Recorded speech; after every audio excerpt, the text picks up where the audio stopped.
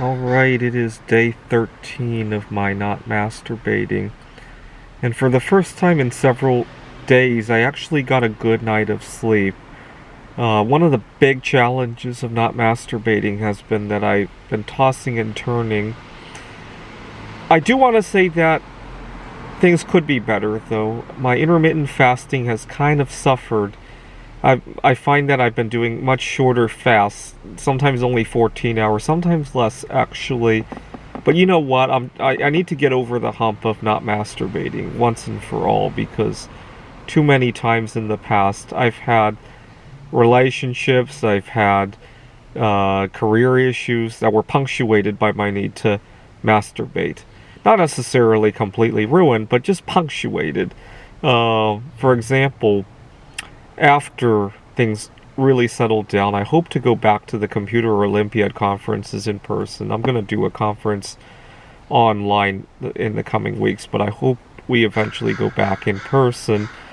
Flying to Taiwan used to be a big challenge for me because on the airplane, first of all, I have issues that I already need to communicate to the person sitting next to me.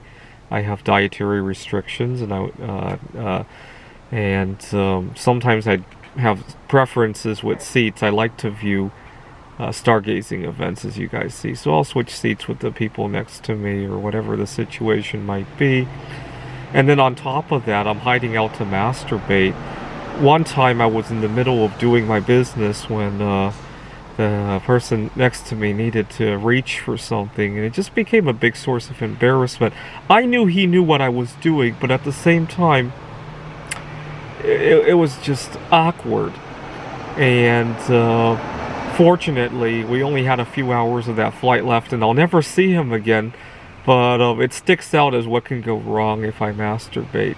And then I make it to the conference, and I have to excuse myself to go masturbate.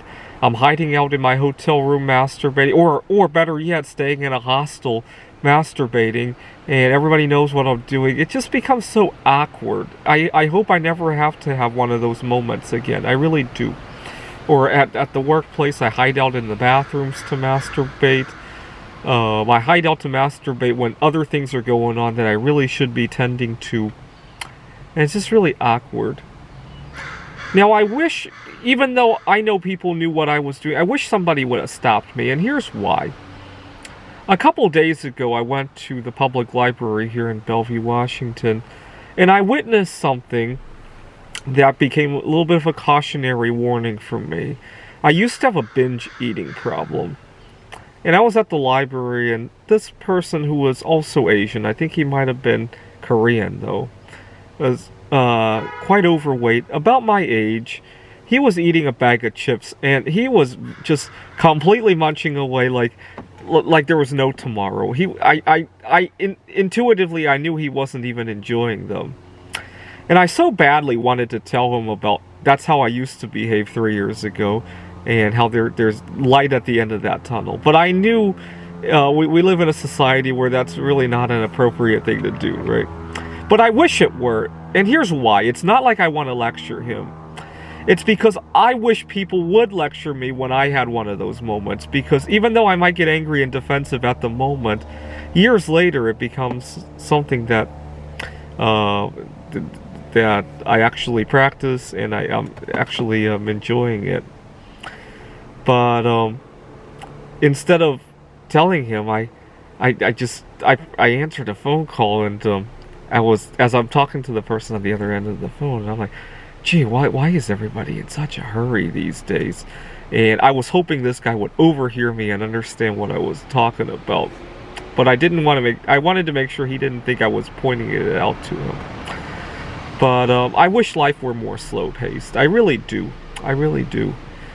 I want to figure out how to make sure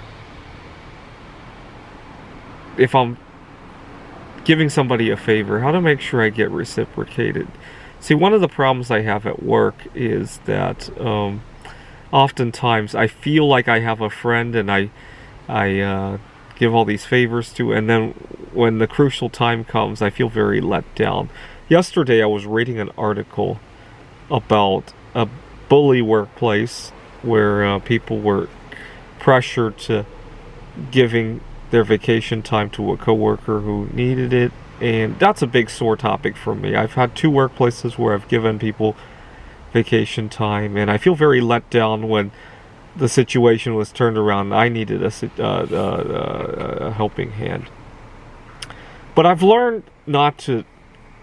So one of the problems with giving your vacation time to your colleague at work is that, as much as we like to be friends at work, work is a very competitive environment by its own very nature, right?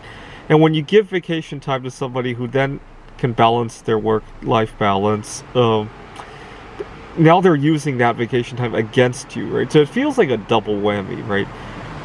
Last month when I donated some money to Ukraine, right, at least that didn't come back to compete against me, right? At least not at a macroscopic level, right?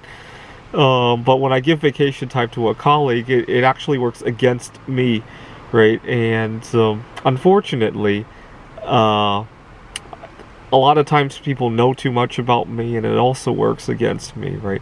I'm kind of debating whether or not I want my boss and my colleagues at work to know about my romantic identity, if you will. So I am solosexual by heart. I feel romance toward myself, but I think my boss doesn't know that. He only knows that I'm single, and I think he's been accommodating because he's Asian just like myself. He's Korean though, and he's okay with me going out to meet the right person, to start a family just like himself, right? I think he has a son who's in his pre-teens, and but if he learned that I were solosexual and going out there to enjoy romance by myself, right? Going to Idaho, going to see a movie alone, going out to eat alone, I think a bunch of that accommodation could evaporate, right? That's my sense of.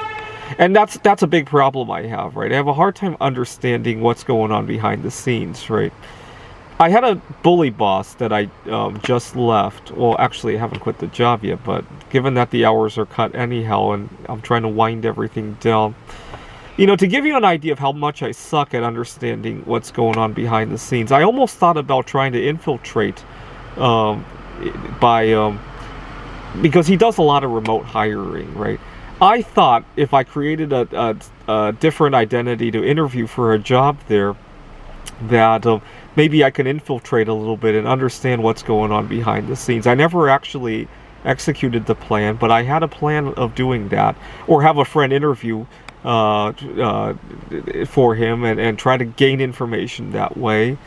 Feel free to chime in if you think this is a good or a bad idea, but I find that I gave him too much information. I didn't get much information about him in return. Long story short, I never executed the idea. I don't think it's a good idea. I feel kind of weird even thinking about it, but I was so behind at work that, not behind in terms of the performance, but behind in terms of socially getting to know him and how his quirks and all that. All right. I made it 13 days. If I make it 3 more days, because that was the longest one, believe it or not, this will be the longest I've ever gone without masturbating since Bill Clinton was president, if you can believe that.